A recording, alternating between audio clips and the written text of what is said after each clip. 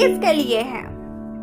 हर वो व्यक्ति जिसे काम को टालने की आदत यानी प्रोक्रास्टिनेशन हो, वो व्यक्ति जो बहुत सारे काम के बोझ तले दबे हैं और उनसे निजात पाना चाहते हैं, जो अपने सपनों और लक्ष्य को पाना चाहते हैं। ये किताब आपको क्यों पढ़नी चाहिए? आपने अपनी रोज़मर्रा की ज़िंदगी में अक्सर खुद के मुंह से इनमें से कोई न कोई वाक्य सुने ही होंगे। इतना काम है इस प्रोजेक्ट में, ये सब कैसे ख़त्म होगा? ये सब इतने कम वक्त में मुझसे नहीं होगा। मेहमानों के आने से पहले ये टेबल कैसे जमेगा? चाहे हम ऑफिस में हों या घर पर, हर दिन हमारे लिए एक नया कामों का भंडार तैयार होता है, लेकिन उसे करने के लिए समय तो सीमित ही है। इसलिए हम कई चीज़ों को उतने अच्छे से नहीं कर पाते हैं जैसा कि हम उसे करना चाहते हैं। इसके कारण हमारे अंदर झुंझलाहट और निराशा आ जाती है। आपके साथ भी ऐसा रोज होता होगा, लेकिन ये सब मैनेज करना सीखने के लिए आपको पूरी जिंदगी नहीं लगेगी, ना ही कोई स्पेशल प्रोसीजर। बस इन लेसन्स को पढ़िए और सुनिए और अपने बॉस खुद बनकर एक डिसिप्लिन तरीके से अपने कामों को सही समय पर खत्म करना सीखिए। इससे आप ये भी जानोगे अपना प्रोडक्टिविटी को 25% तक बढ़ाने का एक तरीका। किस काम को पहले करना चाहिए उसे समझने का तरीका। कैसे आपको कुक आपको प्रोडक्टिविटी के लेसन सिखा सकते हैं। इस मामले में आपको रोल मॉडल बन सकता है। हर सफल प्रोजेक्ट के पीछे एक बेहतरीन प्लानिंग होती है। आइए हम शुरू से इस बात को इस उदाहरण के जरिए समझते हैं। मान लीजिए कि आपके ऊपर कामों का पहाड़ है और आप किसी मीटिंग में आते जाते ये सोच रहे हैं कि इतना सब कुछ आप कैसे खत्म करेंगे। तो ऐसे में सबसे पहली चीज है अपने गोल को अपने माइंड में क्लियर करना, क्योंकि ये प्रोडक्टिव होने का सबसे पहला कदम है। तो इन गोल्स को अपने दिमाग की जगह किसी नोटबुक या कहीं और लिख कर रखना ज्यादा अच्छा है, ताकि आपका दिमाग उसी में ना उलझा रहे। लेखक कहते हैं कि जो भी व्यक्ति अपने गोल्स को लिखकर काम करता है वो बाकियों से 5-10% ज़्यादा जल्दी और प्रोडक्टिव तरीके से अपना काम खत्म कर लेते हैं। लेकिन लिखने के इतने फायदे होने के बावजूद भी केवल 3% लोग ही इस तरीके को अपनी रोजमर्रा की जिंदगी में इस्तेमाल करते हैं। अपने गोल को क्लियर करने के बाद उसे पूरा करने के लिए जो भी काम आपको करने हैं उसे स्टेप बाय स्टेप लिखकर रखें और टाइम के हिसाब से उनकी प्लानिंग भी लिखें। हमेशा इस लिस्ट को चेक करते रहें और जो जो काम आप खत्म करते जाएं उन्हें निशान लगा दें, ताकि जब भी आप उनको देखें तो आप खुद पर गर्व करें और अपनी सफलता से प्रेरित होकर बाकी बचे कामों को और जल्दी से खत्म करें। ऐसा करने से आप अपनी प्रोडक्टिविटी को 25% तक बढ़ा सकते हैं, क्योंकि आप अपने अगले कदम के बारे में सोचकर अपना टाइम नहीं वेस्ट करना पड़ेगा। लेखक कहते हैं अगर आपको और अच्छे से अपना काम खत्म करना है तो 80/20 रूल या परेटो प्रिंसिपल का इस्तेमाल करना चाहिए। इस प्रिंसिपल के अनुसार आप अपने हर काम को 10 छोटे कामों में बांट लें और इन 10 कामों में से 2 ऐसे काम हो जो बाकी 8 से ज़्यादा जरूरी है। ऐसा इसलिए क्योंकि अक्सर लोग आसान दिखने वाले कामों को पहले खत्म कर लेते हैं और जो ज्यादा जरूरी और कठिन काम होते हैं उन्हें टालते जाते हैं, जिससे कि बाद में उन्हें स्ट्रेस का सामना करना पड़ता है। तो इस मेथड से आप दोनों तरह के काम निपटा सकते हैं और अपन को काम का स्ट्रेस भी नहीं महसूस होगा। अपनी प्रायोरिटीज को चुनें और उन पर फोकस करें। अब जब आपको ये पता चल गया है कि आपको करना क्या है, तो अपने हर काम को आप बेहतर तरीके से कर सकते हैं। मगर कैसे? इसका जवाब देते हुए लेखक ने कहा है कि अपने कार्यों को अरेंज करते समय हर एक्शन से पहले सोचें इसका क्या नतीजा होगा और इसे करने के बाद आप अपने फाइनल गोल के और कितने करीब पहुंचेंगे। लेखक कहते हैं कि हार्वर्ड स्कूल में हुई एक रिसर्च में देखा गया है कि जो लोग अपने हर एक्शन का नतीजा पहले से ही सोच के चलते हैं और अपने दीर्घकालीन लक्ष्य यानी लॉन्ग टर्म गोल्स पर फोकस रखते हैं, वो अपने हर प्रोजेक्ट को बेहतर तरीके से पूरा करते हैं। लेखक ने अपने कामों को ABCDE फॉर्मेट में अरेंज करने की सलाह दी है। मतलब जो सबसे जरूरी और प्रायोरिटी वाले काम हैं उन्हें ए लिस्ट में डालें, जबकि जो कम कोई खास जरूरी नहीं है और आप उन्हें समय की कमी होने पर स्किप कर सकते हैं, ऐसे कामों को लिस्ट ई में डालें। उदाहरण के तौर पर लिस्ट ई में ऐसे काम आएंगे जैसे आपको अपने फेवरेट प्रोग्राम का बिहाइंड द सीन देखना हो, जबकि ए लिस्ट का काम हो सकता है अपने रिज्यूम को अपडेट कर किसी नई जॉब के लिए अप्लाई करना।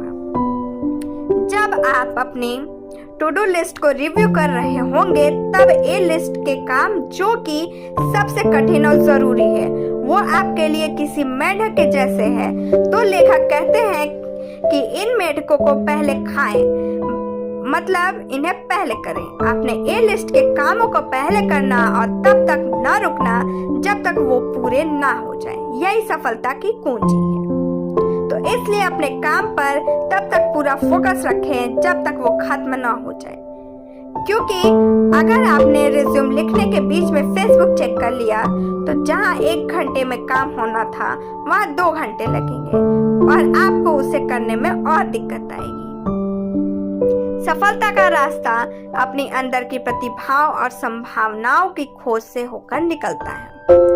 प्रोडक्टिव होने का मतलब बस प्लानिंग करना ही नहीं है, बल्कि ये तो एक निरंतर चलने वाली प्रोसेस है जिसमें आप रोज कुछ नया सीखते हैं और इस बात की खोज करते हैं कि आप अपने कामों को अधिक से अधिक बेहतरी से कैसे कर सकते हैं। कुछ नया सीखने और अपने आप को एक्सप्लोर करने के लिए आपको वैसा माहौल और एक सेल्फ स्पेस चाहिए जहाँ कि आप एकांत में खुद से ही बात कर सकें और अपने अंदर झांक सकें। तो अगली सुबह जब आप अपने ऑफिस डेस्क पर पहुंचे तो सबसे पहले उसे साफ करें, क्योंकि साफ जगह पर काम करने का मजा ही कुछ और है। फिर अगला स्टेप होगा कि आप ये चेक करें कि आपके इस्तेमाल में आने वाली सभी चीजें, इम्पोर्टेंट फाइल्स और डॉक्यूमेंट्स आपके डेस्क पर आपके पहुंच में हो, क्योंकि अगर आपको खाना बनाना है तो पहले सामग्री तो तैयार होनी चाहिए ना। तीसरा जरूरी स्टेप है अपने क्षमता और स्किल्स को पहचानना, क्योंकि हर इंसान अपने आप में अलग होता है। तो आप अपने स्किल्स को पहचान कर उसके अनुसार अपने गोल्स और प्रोजेक्ट्स डिसाइड कर सकते हैं, क्योंकि आपकी स्पेशल स्किल्स ही आपको दूसरों से अलग बनाती है। जैसे कि कोई व्यक्ति कंप्यूटर प्रोग्रामिंग में अच्छा होता है, किसी को बहुत सी फॉरेन लैंग्वेज आती है तो किसी को कुछ और। लेखक कहते हैं कि अपने स्किल्स को पहचानने के लिए आप खुद से ये सवाल पूछें कि वो कौन सा काम है जो आप बहुत ही आसान से कर लेते हैं और जो कि दूसरों के लिए कठिन होता है, और ऐसी कौन सी स्किल है जिसने आपको अभी तक जीवन में बहुत कुछ हासिल करने में मदद की है। एक बार आपको इन सवालों के जवाब मिल गए तो आप खुद के पोटेंशियल को और अच्छे से समझ सकते हैं। अंत में लेखक कहते हैं कि आखिरी जरूरी बात यह है कि अपने स्किल्स पर आप हमेशा काम करते रहें और उसे अधिक से अधिक निखारते रहें, ताकि आप उस पे अपनी पकड़ को खो ना दें। अपने स्किल्स को इम्प्रूव करने से आप और अधिक प्रोडक्टिव हो जाएंगे। सकारात्मक सोच और डिसिप्लिन के साथ आप और बेहतर परफॉर्म कर सकते हैं। बिना ट्रेनिंग और डिसिप्लिन के आप जीवन में सफलता जैसी कोई चीज हासिल नहीं कर सकते। सुनने में ये किसी फिल्म का डायलॉग जरूर लगता है, लेकिन ये जीवन का एक बहुत बड़ा और जरूरी सच है। ये बातें कभी न भूलें कि आपका शरीर आपकी सफलता का इंजन है और किसी भी मशीन को अच्छे से चलाने के लिए उसकी प्रॉपर मेंटेनेंस जरूरी है। इसलिए अपना अच्छे से ख्याल रखें, क्योंकि जब आप शारीरिक और मानसिक तौर से स्वस्थ रहेंगे तो आप अपना काम और अच्छे से कर पाएंगे। इसलिए लेखक कहते हैं कि अपने आप को बिना मतलब न थकाएं, क्योंकि एक इंसान की काम करने की क्षमता 8 घंटे के लगातार काम के बाद अपने आप कम हो जाती है। ठीक वैसे ही जैसे कि कोई मशीन लगातार काम करने के बाद गर्म हो जाती है। इसलिए जब आपने पर्याप्त आराम लिया होता है तो आपकी कार्य क्षमता अपने आप बढ़ जाती है। तो 8 घंटे की नींद ले, सेहत से भरा खाना खाएं और स्ट्रेस फ्री रहकर अपने गोल को अचीव करने में जुट जाएं। और एक और जरूरी बात यह है कि आप खुद ही अपने सपोर्टर बने और अपने आप को सदा मोटिवेट करते रहें, क्योंकि हमारे 95% इमोशन इसी बात पे डिपेंड करते हैं कि हम खुद के बारे में क्या सोचते हैं। इसलिए हमेशा पॉजिटिव रहें और हर सिचुएशन में कुछ न कुछ अच्छा ढूंढें। पॉजिटिव सोच आपको और अधिक कॉन्फिडेंट और क्रिएटिव बनाती है। तो अगली बार जब भी आपको कोई चैलेंजिंग टास्क मिले तो खुद को ये याद दिलाएं कि आपके अंदर इसको करने के स्किल्स है और आप ये कर सकते हैं। फिर कठिन से कठिन काम भी आपके लिए आसान हो जाएगा। सेल्फ डिसिप्लिन का दूसरा पहलू है क्रिएटिव प्रोक्रेस्टिनेशन को खुद से दूर रखना है। इसका मतलब है कि जानबूझकर गैर जरूरी कामों को पहले करना। ज्यादातर व्यक्ति ऐसा इसलिए करते हैं क्योंकि कठिन कामों को करने से उन्हें डर लगता है, इसलिए वो गैर जरूरी काम को पहले कर के जरूर को टालते जाते हैं। इसके विपरीत जो व्यक्ति समझदारी से अपना काम करते हैं वो जरूरी काम सबसे पहले करते हैं। जो चीज आपको अपने काम में सफल होने से रोक रही है उससे मुंह मोड़ने की बजाय उसे पहचानें और उसका सामना करें। सफलता की प्लानिंग करना उसे पाने से कहीं ज्यादा आसान है, क्योंकि जब आप सफलता की राह पर निकलते हैं तब आपको पता चलता है कि इसमें तो बहुत सी ऐसी रुकावटें थी जो आपने सोची भी नहीं थी। तो ऐसे में आप इन रुकावटों का सामना कैसे करेंगे? इन बाधाओं से निजात पाने के लिए सबसे पहले आप ये जानने की कोशिश करें कि वो कौन सी चीज है जो आपको अपने लक्ष्य तक पहुंचने से रोक रही है। वो कुछ भी हो सकता है, कोई इंसान, रिसोर्सेस की कमी, आपकी खुद के अंदर कोई कमी और भी बहुत कुछ। पर ज्यादातर ऐसा होता है कि हम अपने अंदर की कमी का सामना न करके बाहरी दुनिया को ही सारी परेशानियों का जिम्मेदार ठहराते हैं। जब भी हम किसी फेलियर का सामना करते हैं तो हम दूसरों को दोष देने का आसान रास्ता चुन लेते हैं। इसलिए अपने अंदर के लिमिटिंग फैक्टर्स को नजरअंदाज ना करें। तो हो सकता है कि शुरुआत में आपके पास स्किल्स और एक्सपीरियंस की कमी हो, इसीलिए आप सफल नहीं हो पा रहे। तो इस बात को स्वीकार करें। अपने अंदर की kamiयों को स्वीकार कर आप उन पर बेहतर तरीके से काम कर सकते हैं।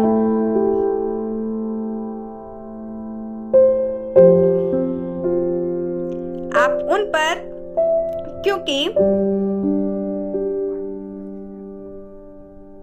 बाहरी लिमिटेशन के बजाय हमारे अंदर की लिमिटेशन का हमारी सफलता में ज्यादा हाथ होता है।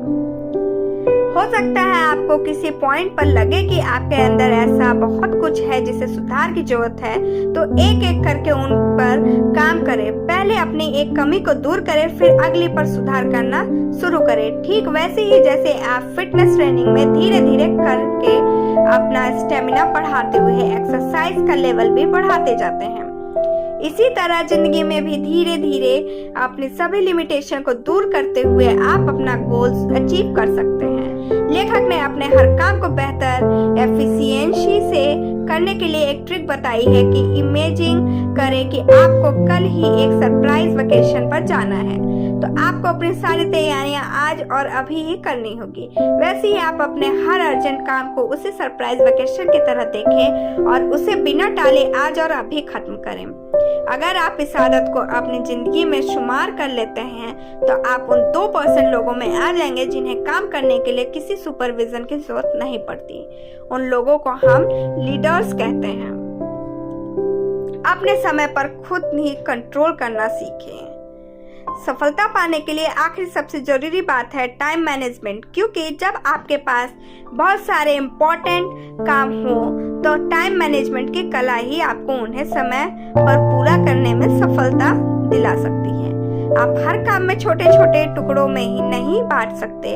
कई बार ऐसे जरूरी काम भी होते हैं जिन्हें आपको एक ही बार में पूरे ध्यान में खत्म करना पड़ता है। जैसे कि ये सेल्समैन को ही ले ले कि उसे ऑफिस के काम के साथ साथ क्लाइंट्स को कॉल करके उनका फीडबैक लेना और नए ऑर्डर्स की लिस्ट बनाना, ये सब एक साथ करना पड़ता है और सारे काम उसके लिए एक जैसा महत्व रखते हैं। इसलिए जरूरी है कि आप अपना टाइम टेबल खुद बनाएं और अपने सारे जरूरी अपॉइंटमेंट और कामों का समय आप खुद तय करें, ताकि आपके पूरे दिन का मैप आपके आंखों के सामने तैयार हो।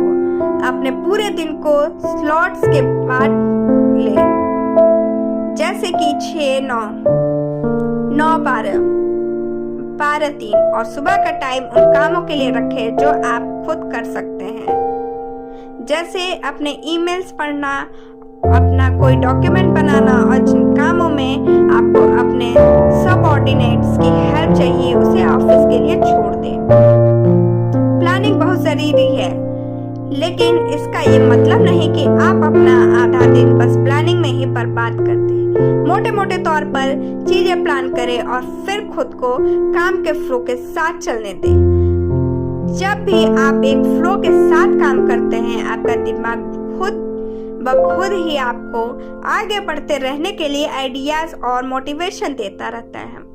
इसलिए फ्लो में काम करने से आपकी एफिशिएंसी बढ़ जाती है। इसलिए फ्लो में रहकर काम करें और हर जरूरी काम को पहले खत्म करें। जब आप पूरे डेडिकेशन से सही रास्ते पर लगातार चलते रहेंगे तो खुद ही आप अपने लिमिट्स और सभी बाधाओं को पार कर अपने गोल को अचीव कर लेंगे। सारांश, अपने अंदर के प्रोक्रास्टिनेशन मतलब हर काम को टालने की आदत को हराने के लिए सबसे पहले आप ये पहचानें कि आप कौन हैं, क्या चाहते हैं, आपकी ताकत क्या है और आपकी कमजोरियां क्या है। इन सब पहलुओं को ध्यान में रखकर अपने हर जरूरी काम को सबसे पहले खत्म करें, क्योंकि हर एक बार आपने इन्हें पूरा कर लिया तो आगे का रास्ता खुद ही आसान हो जाएगा। हमेशा अपने कामों को टू डू लिस्ट में अरेंज करके रखें, क्योंकि जो लोग लिस्ट के अनुसार काम करते हैं वो बाकियों के मुकाबले ज़्यादा बेहतर तरीके से काम कर सकते हैं। ये लिस्ट या सिर्फ आपको सही ट्रैक पर रखती है, बल्कि जब आप दिन के अंत में इसकी ओर देखते हैं तो आपको संतुष्टि भी महसूस होती है। आज के लिए बस इतना ही। Thank you, bye bye, take care.